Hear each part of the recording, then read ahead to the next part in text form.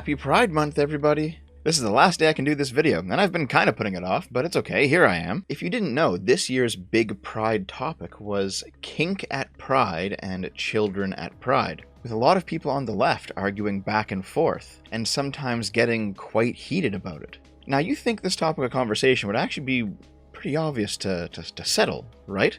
Considering Vaush's previous takes. And no, I don't mean that the pedophilia stuff, that was very clearly taken out of context. Let's be good faith here. Seeing him come out so hard against, kids being exposed to sexuality at Pride is kind of surprising, because from his position, he has no argument against it. Why should Vaush's all ages Pride event have an enforced dress code? I can tell you why I think kids shouldn't be exposed to kink at Pride, but people who are against it, on what ground do they stand? This tweet here went viral. You can support the LGBTQ community comfortably any day. I can be in a harness with my tits out in a dyke-packed Dolores Park drinking pee on Molly while watching my friends fist each other on top of a U-Haul, but once a year. My needs are more important here. Cope. LOL, I didn't make the situation up. It's like my actual Pride 2018. When the more, traditionalist leftists, like Shu or Vaush, object to this kind of thing, on what ground do they stand? By what right do they object to that one viral TikTok video that says being cis and straight is a trauma response? Telling children they're too young for polyamory is like telling them they're too young to be gay or trans. Monogamy isn't polyamory light, it's a completely different relationship framework. Kids don't have to try monogamy if they know what they want. Polyamory isn't difficult, and learning years of monogamous societal conditioning is. If I had been allowed to be polyamorous as a child, I would have never had to unlearn anything. It would have been so easy. Compulsory monogamy is dangerous, harmful, and toxic. Children should be taught about different relationship styles, and to love generously and in abundance, even in monogamy. On what ground do they stand when they object to this? On what ground do they stand to object to the MAPS, the minor attracted persons? When people claim they're pedosexual, by what right do they object? When Queerty publishes the article, can we please just start admitting that we do actually want to indoctrinate kids? How can the left object to this? Since it's Pride Month, I'm coming out as a MAP. This is my new girlfriend Rachel. She's 16 and I'm 29. Hashtag Happy Pride Month. Hashtag MAPs are valid. Why is this taking over the left right now? And why is it that the more traditionalist leftists, like Shu, are getting such pushback when they speak out against this? Why did Vaush's entire community turn on him when he voiced his objection to this sort of stuff? Hating prude types say that we shouldn't be teaching about non-heterosexual identity in school, and we say sexuality isn't the same thing as being sexual. And then you guys cross your fingers behind your backs, run off and say, but actually, I'm gonna wear a fucking dog gimp suit at this public event and be in full visibility of children while my throbbing erection strains the fabric of my tiny thong, okay? Stop. And this isn't even to speak of the optics of it. You really want queer people to be represented in their entire... Then don't bring kids to Pride. Kids can be gay! Why are you ostracizing an under 18 demographic from a celebration of their identity because you're too horny to keep it in your fucking pants? This is so reductive. I'd love to explain how kink at Pride is a fucking orgy. No, stop! Your kink isn't a discriminated identity. It's not. I don't care how many times subs try to make it out to be. You being a leather fetishist is not a fucking demographic that you're oppressed alongside, okay?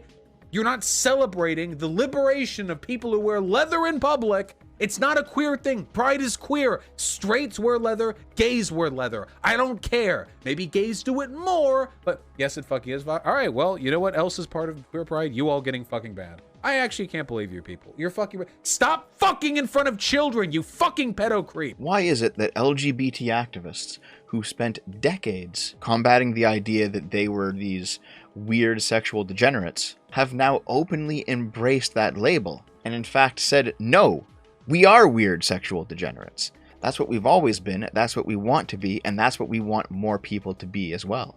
These people are receiving such incredible pushback from their communities, their viewers, and other leftist content creators, specifically because of that community's conception of morality. Social justice drives people to seek out a universalized morality. meaning not simply a moral code that applies to everybody, but a moral code that contains everybody's moral codes. This universalized moral code has no actual weight behind it. It's not able to object to anything, and it ends up being quite weak. Here's why. Let's say that you want to form a moral code that covers both your subjective moral sensibilities as well as your neighbors. Because of the fact that you're going to be, maybe around the same age, from the same culture, in the same location, your morality is mostly going to line up.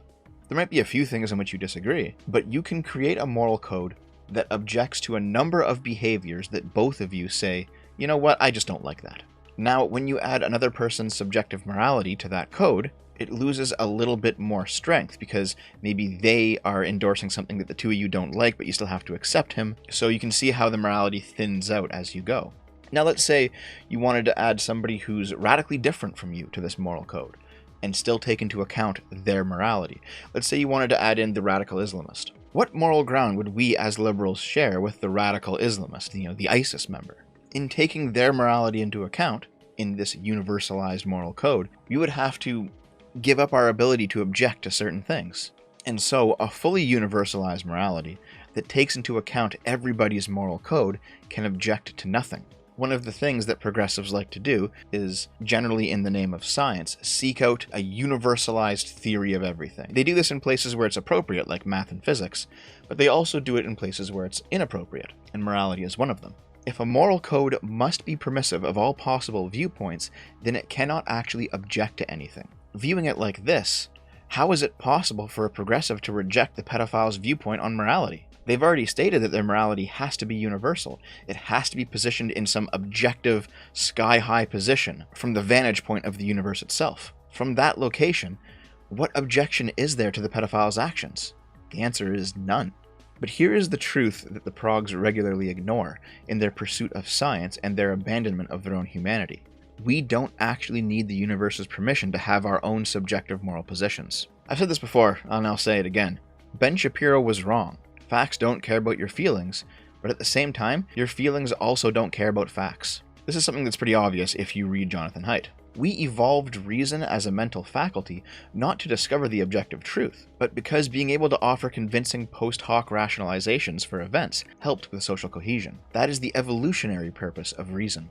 Of course, this doesn't mean that we're just inherently unreasonable, and the whole thing is just a sham. What it does mean, though, is that people who pretend like they're the arbiters of pure logic and therefore their politics are the most correct, they're actually just human and they're just as biased and flawed and wrong as everybody else. Reason is a great tool in the realms of math and science, where getting the right answer is actually required. Where if you don't get the right answer, the Mars rover crash lands rather than successfully touching down on the planet's surface. But reason cannot truly help us in areas like moral calculation, because that realm will ultimately always be about how we feel, no matter how much we tell ourselves otherwise. And when a leftist like Vaush or Shu intuitively grasp at that feeling in the back of their minds that something here is wrong when they see drag kids stripping and twerking, they will never actually have the standing to describe why it's wrong. Because in their pursuit of that universalized morality, they have completely abandoned their own subjective moral sense. But as long as they're part of a political movement that is socializing everything, including morality, almost everybody around them will simply call them reactionary for objecting to what is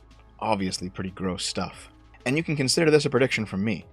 As the years and decades march on, the left will be more and more inclusive and accepting, and you will eventually see stuff like MAPS or pedosexuals be seriously advocated for. And to them, leftists like Vaush and Shu will have simply entered the Nazbol vortex for being too traditionalist, and they'll have no idea why it happened to them. So if this is where we are, where does that leave us? Where does that leave Pride Month? If we can no longer object to things that we find disgusting, because those are subjective moral values and not part of the universalized thin morality, where does that ultimately lead?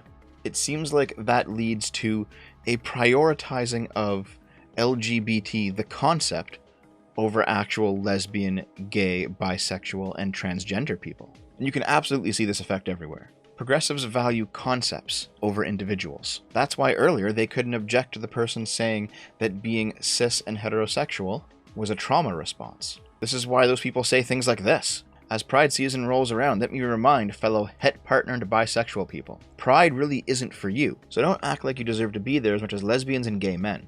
Really, just don't go at all. because there are no resources there for you. What are you proud of? Being in the relationship literally everybody expects you to be in, and that introduces no actual oppression into your life, as if you should look to introduce oppression into your life. But at the very least, if you must go, please, please, please don't bring your het partner. If you are bisexual and willingly enter into a straight relationship, you are disowned from the queer community. You no longer matter. You are disgusting if you enter into a het relationship when you have the option not to. That is fact. People are screaming, biphobia! Oh my god, it's so bigoted! But through the actual moral calculations of the progressive, they have no real claim against this other than to scream very loudly. It is internally consistent with their philosophy, because that theoretical, idealized vision of what being LGBT is, it has an aesthetic, a feeling, that does not involve a man and a woman in a cis-het relationship, even if one or both of those people are bi. So it will always lead to this kind of exclusion. This is why you get terminally online tanky Chaos is Mel saying, we should have more kink at Pride. Have trans women who don't pass or look like the media idea of transness at the front of every parade and speaking event. Push black trans organizations or groups to signal boost things they have long been pushed aside. Because it's not just about transness, it's also about passing privilege. It's about, on some level, objecting to those trans women who do pass, because they value concepts over people. Also, did she say that non-passing trans women are a kink? Jesus. This is why you get stuff like this. Introducing femboys, the most wholesome trend on TikTok. Teenage boys, queer and straight, are twirling in cute dresses and skirts under viral hashtags like Femboy Friday. And of course, they don't actually show, the really attractive femboys, because I guess the media considers LGBT people to be circus freaks or something, I don't know. It's always this prioritization of the grotesque, because the passing trans people, the straight passing bisexual people, stuff like that, they are not part of the concept of LGBT. The movie Cruella reportedly featured Disney's first gay character. Beauty and the Beast had Disney's first ever gay character. Disney's first gay character doesn't speak in Jungle Cruise trailer. Pixar's Onward introduces Disney's first openly gay character. So, which of these articles is telling the truth? The answer is, it doesn't matter. They are interested in the concept, not the people. The celebration, not the individuals involved. Every gay character will always be the first one. Remember when this happened last year in West Vancouver? There was a pride flag painted as a crosswalk, and a car drove on it, as, cars do, on the road, and left a tire mark. And that was considered to be a hate incident. Well, it happened again this year, a different location, and this time it was clearly done purposefully. Because you can watch the guy, burning out and leaving a tire mark. This is a grave affront to the progressive, because it attacks LGBT the concept, even though no actual people are involved. And it's not just LGBT stuff, it's not just, pride stuff that this happens to. Why is it that when your average soy boy says you should try literally any non-cis het male author, also has to put in that Ayn Rand doesn't count? Well, why doesn't she? She is literally a female author. It's because they value concepts over people. The concept of womanness, not actual women. Why is it that this black man who is objecting to critical race theory doesn't count? Oh, because apparently this is literally Candace Owens' brother. So? Does it mean he's not black? Is Candace Owens not black either? Remember, concepts over people. Why is it that a Twitter leftist can say that Destiny hates poor people because he's a worthless stain on the human race and he needs to be deported to Cuba? Is that not racism? Remember, Destiny's race doesn't actually matter. Concepts over people. They want women to shatter the glass ceiling, but not Amy Coney Barrett. They want black people to be in positions of power, but not Clarence Thomas. They cry out for trans representation, but not Blair White or Sophia Narwitz. They have all the respect, all the empathy, all the activist energy in the world for the concept of LGBT, the concept of blackness, and none for the people of LGBT, the people of blackness. This is the main reason why everything's become a virtue signal. They're calling it woke capitalism and rad lib shit and blah blah blah, but you know what it actually is? The left ultimately only cares about being on the right side of history. They don't care about real people with real problems. They care about looking like they care. That's why the pride flag nonsense has gotten so extreme. They keep adding more colors, non-sexual things, or symbols of other social movements. It gets more and more and more fractionated because there's no actual unifying principle here. It is simply a group that defines itself by not being the norm. And so the more it becomes the norm, the more it has to fractionate itself and bring in other components and get more extreme, more out there, and ultimately more universalized in order to stay relevant. The kink at Pride stuff, the pedosexual stuff, this was always going to happen.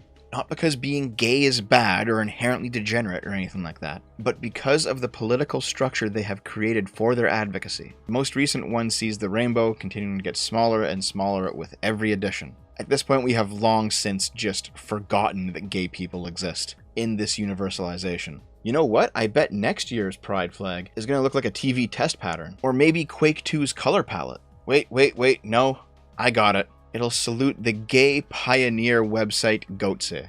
Nobody is surprised that LGBT acceptance is declining as this shit ramps up more and more. I will never actually identify with this cancerous fucking movement. I don't care anymore. It does not speak for me. It is not my subculture. I am absolutely not part of this fucking nonsense. You know what's really cool though?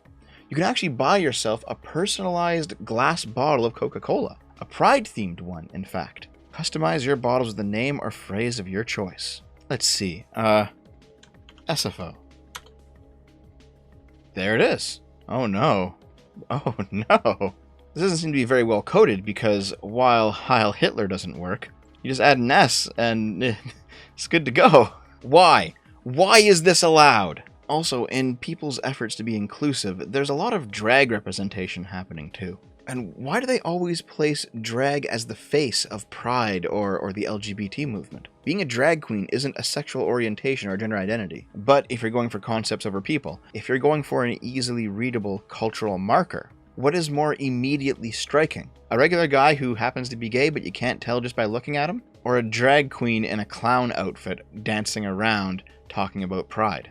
At the end of the day, Pride Month is a way for a whole bunch of people to show how virtuous they are by valuing the idea, the theory of LGBT over actual lesbian, gay, bisexual, and transgender individuals. The natural end result of this practice is that universalization of morality, that thinning of morality. And this will always lead to stuff like pedosexuals, like maps at Pride, like kink at Pride. And the progressives will always be powerless to stop it, because they have already ceded all of that ground when they abandoned their own morality in the pursuit of something more universal or multicultural. How else can you explain this?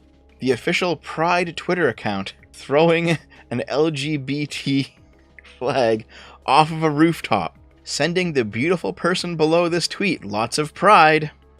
I'm assuming you don't know what happens to gay people in the Middle East, do you?